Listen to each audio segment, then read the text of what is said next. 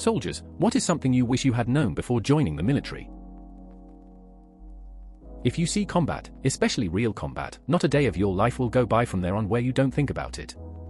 It will go away when you're busy or preoccupied, but when you're just sitting there, lost in your own thoughts, your mind will be back on the battlefield. It's draining. Accountability. If you're sick, you notify your fire team leader or squad leader. If you don't, not only do you get in trouble, you get their ass in trouble, which in turn will get you in more trouble. In addition, save every bit of info you're given, because it may one day save you ass.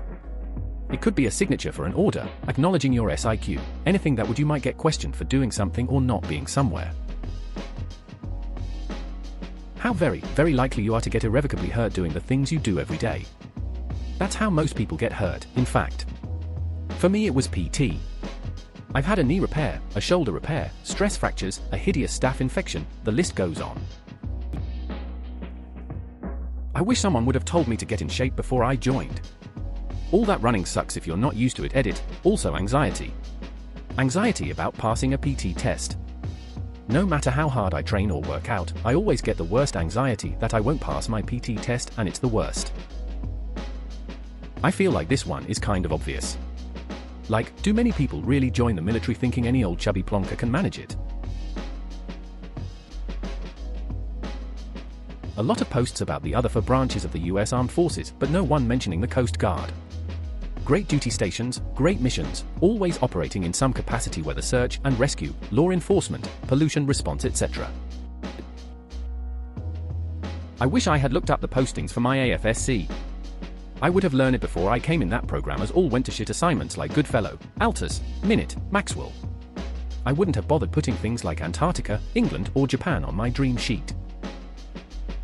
They call it a dream sheet for a reason, bro, because those places are a far-off dream that will never come true.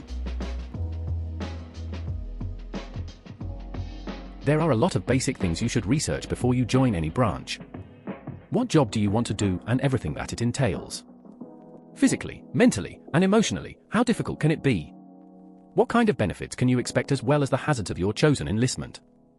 I was as familiar as I could be with these kind of things before enlisting, as far as what I wish I'd known, as light infantry.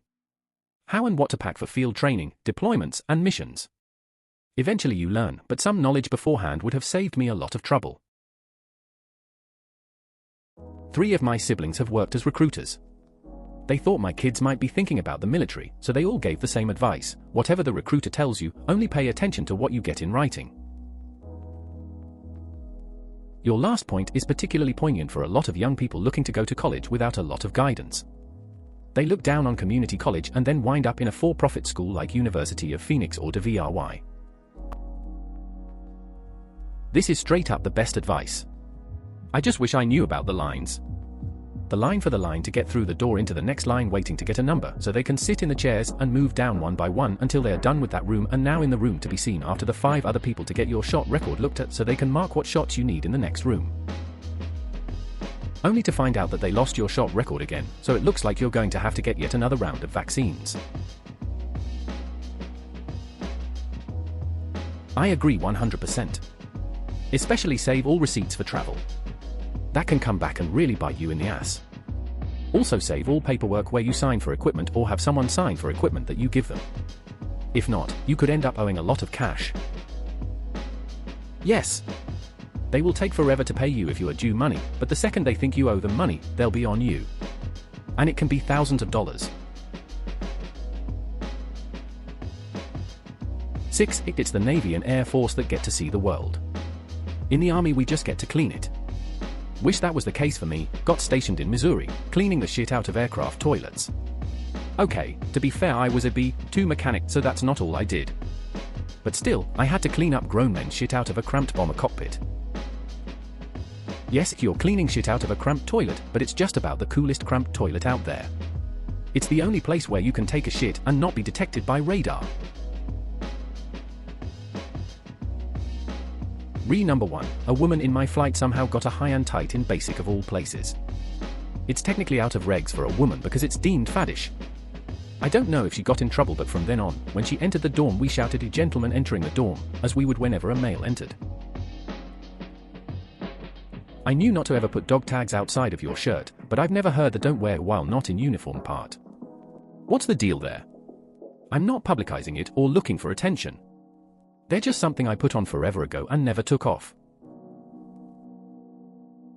I'm looking to join the army as an officer in the future. I intend to protect my ears at all costs, but considering the nature of the job, is hearing loss inevitable? Like outside of combat situations, will I be forced to be around loud explosions and shoot without ear protection?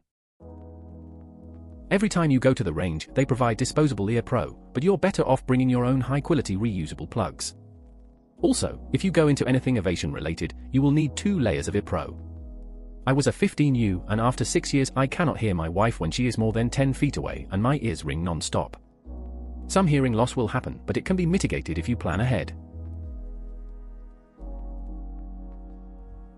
In addition to being the weird old kid in class, you also find that the sound of superficial chit-chat is like nails on a chalkboard. I don't care what Josh wore to the party last night or that your childhood friend had a baby last year and named it Brooklyn and she's so cute. And everything the other students do is irritating. Stop texting during class. Stop talking over the professor. Stop listening to your iPod in class. Just stop being rude. Working on your masters at 30 is not uncommon at all. Many people in my program were 30 or older. My mom did her masters in her 40s. I know it can be frustrating hearing the half-baked opinions of younger students, but you are not the only one in that boat. It's not only military people in your situation, and you have accomplished so much. At tech school we got this long sex ed type briefing. The briefer stressed the importance of birth control for those who wanted it and said the IUD was available to us and went on and on about how great the IUD was. So I asked the gyno at my duty station for the IUD and they basically said no.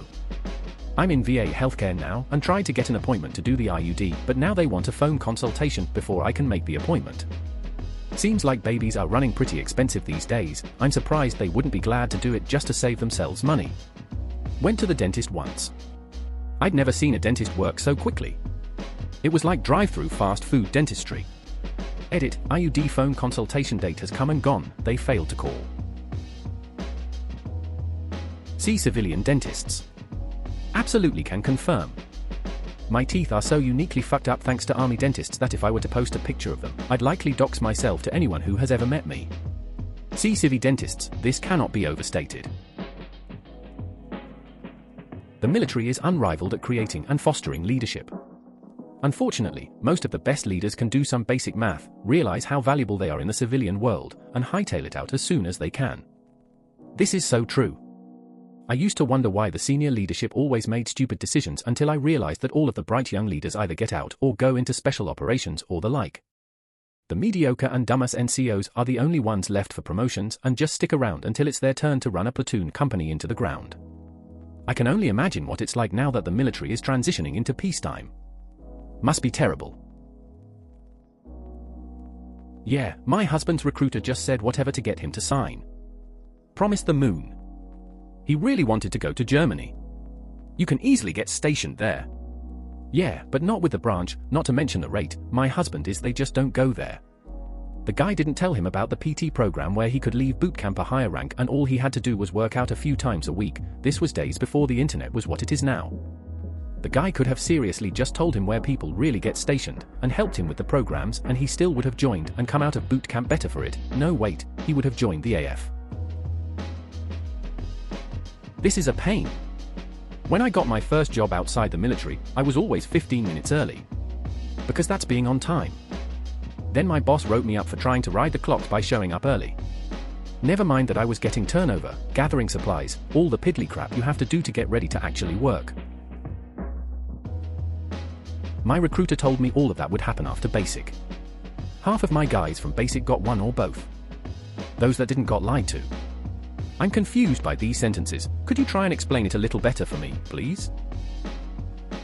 Essentially, if you're interested in something like airborne, air assault, or whatever, your recruiter will likely tell you that you have to wait until after basic until you can sign up for that, which is utter bullshit.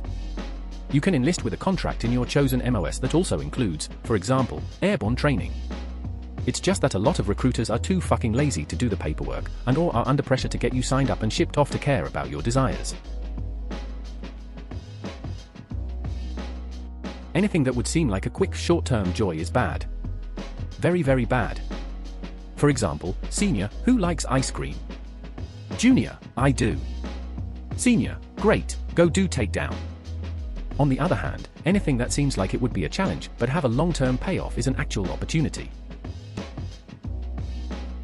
Yes, that is what we called it, too. Also, you can take your entire 201 file to the courthouse and they will copy it and keep the copy on record. That way, in case something happens to the original file, you can obtain a copy from the courthouse. Smart thinking. I have my DD-214 spread around securely in case something happens to one of them. I have one in a safety deposit box at a random bank. I have one in a fireproof lockbox in my basement. Then I have my general purpose ones that I use for employment and whatnot. Not every service member needs mental health treatment. We're more than just trigger pullers and bomb droppers. We make food, fill prescriptions, interpret languages, and we build bridges. We're the extension of peacekeeping, aid, and rebuilding efforts that our governments love to dabble in. So keep your biased opinions to yourself. Everybody didn't come in broken and not everybody leaves broken. That's because the Air Force's typical warfighter is an O3 with millions of dollars of equipment and training. A small percentage of the personnel do the fighting while the rest are in a support role. I remember this Marine, got back from Iraq, started dating a girl in law school, began doing undergrad at the same place, paid underclassmen to take summer course tests and write papers, do homework, one time got drunk at the law school Christmas party and roundhouse kicked the dean in the face. Guessing you didn't teach at that university. Most veterans like you described don't last more than a semester or two. They enroll in college to get their GI Bill and housing stipend. They get a V6 Camaro and drink even more than before. The prof was right for most vets that go back. We are serious about school and don't have time to fuck around. I got my bachelor's in 3 years and start law school next month. I never thought I'd go to college, so when I was wounded in Iraq and had to get out, I was lost, but my discipline and need to do well pushed me to learn how to be a student. Trust me, you'll think it'll be awesome, but after a couple weeks of hearing 18 to 21-year-olds talk about the most trivial shit imaginable, you'll feel like goddamn father time. I met a few cool folks, but the closest dude I hung out with was another freaking former Marine that deployed to OEF. Go figure. For me, I find people who are constantly late or taking extra long breaks to be absolutely offensive. I take it as a huge sign of either disrespect or incompetence. There are other things, but that is the biggest one. Every time you go to the range, they provide disposable ear pro, but you're better off bringing your own high-quality reusable plugs. Also, if you go into anything aviation related, you will need 2 layers of ear pro. I was a 15U and after 6 years I cannot hear my wife when she is more than 10 feet away and my ears ring non-stop. Some hearing loss will happen, but it can be mitigated if you plan ahead. I always felt like a total tool on ship with the Navy. As a Marine, my job was eat, sleep, and work out. We ate all the food, ravaged the PX, wasted all the hot water jerking off in the showers, and otherwise crowded up the entire ship. So, pretty much what we were trained to do. I feel like most of those things are because you're older than them. I was taking night classes at 26 and I found some of the teenagers in my classes to be downright disrespectful, and most of them didn't even notice it or care. See, they stopped them around 2005 being mandatory. I remember because my friends mobbing right as I got back stated they weren't mandatory. It sucks they brought them back. And about the records, guys I know how didn't keep theirs had a changed shot record. It's the only reason I knew to keep mine. My buddy who got back to the States before me warned me his was gone. I kept all of my medical records for at least the first 2 years I was in. They let us. Part of our out-processing was just picking up medical records. Then IPCs to Fort Campbell and suddenly they don't hand out medical records anymore because it will reduce the chance that they get lost. Get to Fort Campbell and guess what? All my medical records, lost. Amen. But you'll change your mind one day, children are great. Nope. Granted, I was 18 and asking them to tie my tubes before I was out of high school. Too young, they said. Haven't changed my mind in nearly 20 years, I knew fairly early on, I know what I want no matter how great they think kids are, lol. Oh come on, that is fairly unusual. Most people feel dumb about the tattoo they got at 18. I mean, good on you for knowing yourself and not contributing to overpopulation, but people generally change their opinions from when they were 18. Enlist isn't that bad. I'm an E5 and bring in tilde 60k at 7 years in, and have some great contractor work ahead of me soon, but finishing school is slow when you have to take online classes while working full-time, and officers get better job prospects most of the time. In all honesty, you'd be surprised. When I was in basic, there was probably 4 or more tubbies in my platoon who thought basic would make them skinny. I'm not fat, but I didn't bother to run a lot beforehand, because I thought the same thing. And it did get me in shape, however it was painful finding out how out of shape I really was. If someone just said to me, hey, run every day for a month before you ship out, it will make a big difference. I would have been a lot better off.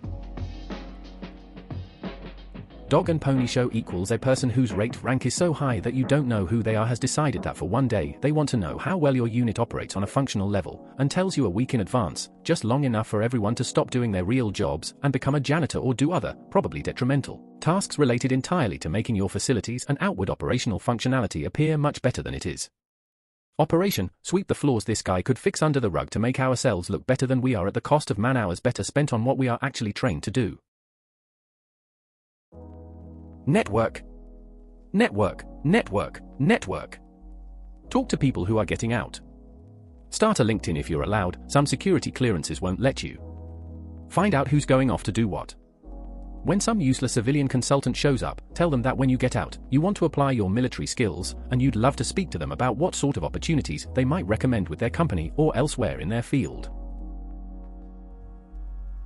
So avionics guys on B-52s don't work instruments, autopilot, etc.? Our CR5 guys do, and we can hardly keep them here without civilian companies snagging them for much better pay. Civilian C5 aero repair guy here. I worked for officers and senior enlisted with worthless degrees. My lieutenant had a degree in philosophy, and I loved him as a leader. My master gunnery sergeant had a liberal arts degree from Phoenix, and he was a bump on a log. A degree in philosophy isn't exactly marketable, but it doesn't make your LT an idiot. I'm actually more impressed with your gunny. Who the fuck finishes the University of Phoenix? Smart thinking. I have my DD-214 spread around securely in case something happens to one of them. I have one in a safety deposit box at a random bank.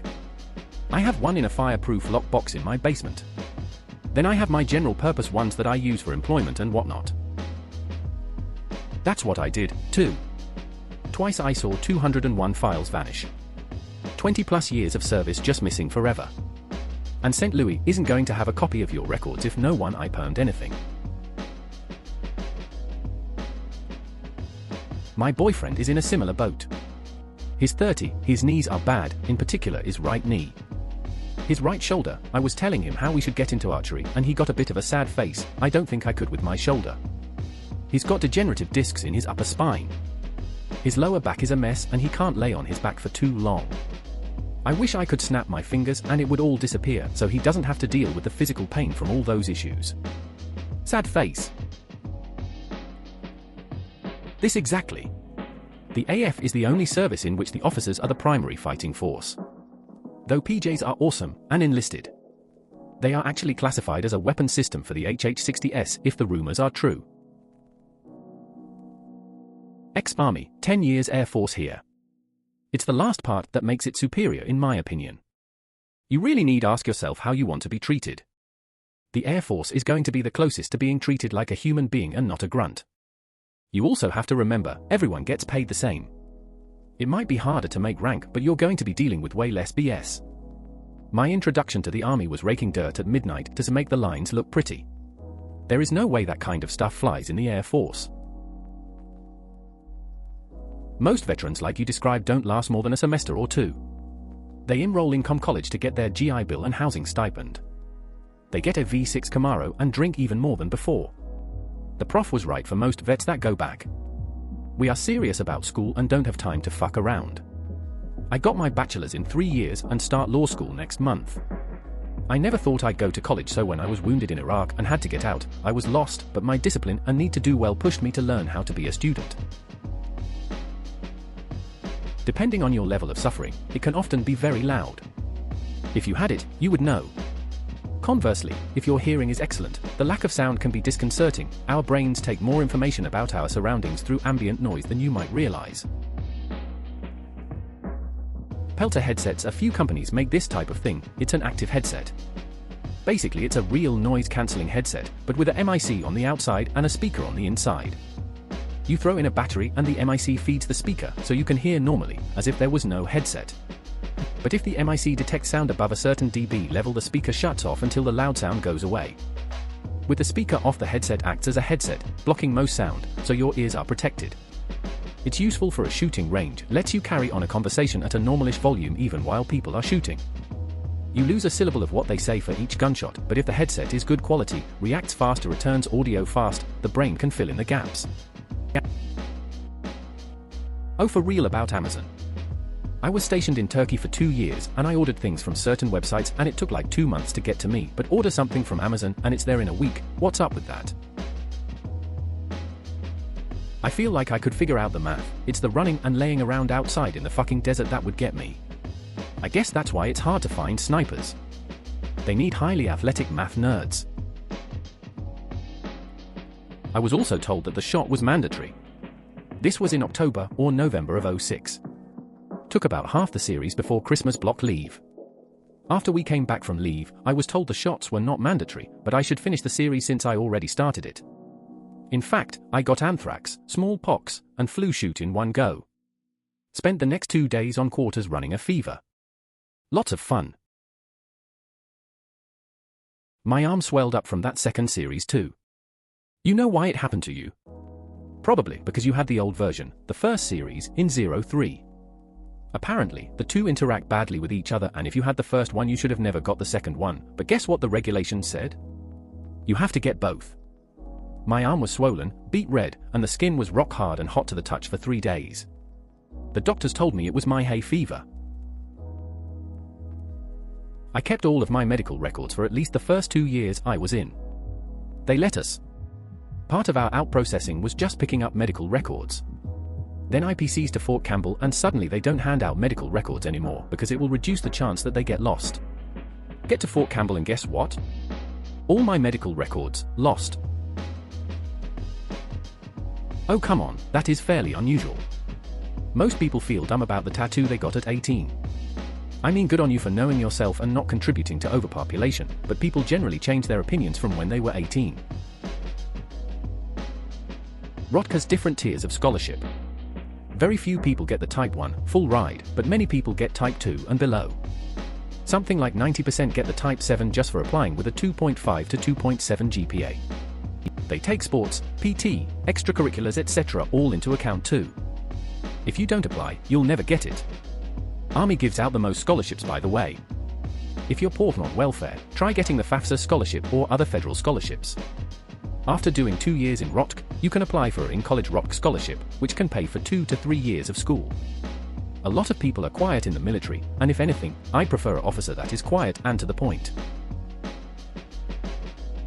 Please consider subscribing if you enjoyed. Love.